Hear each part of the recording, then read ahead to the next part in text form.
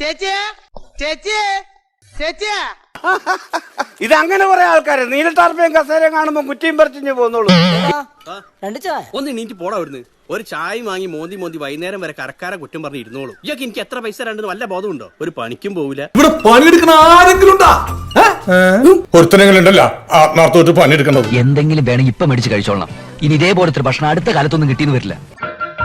സകൃതകൃതമായ നാട്ടുകാരെ ശ്രദ്ധിക്കുക, കലാപരിപാടികൾ തുടങ്ങാൻ ആരംഭിക്കാൻ.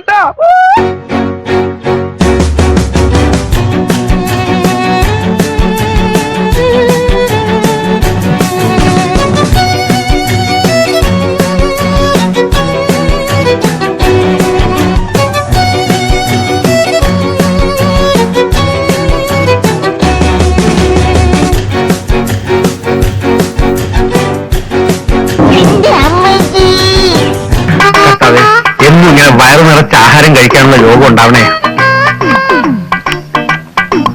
ആക്രാന്തം കാണിക്കാതെ ഇത് ആരും എടുത്തൊന്നും പോകുന്നില്ല. ഒന്ന് പതുക്കത്തില്ലേ?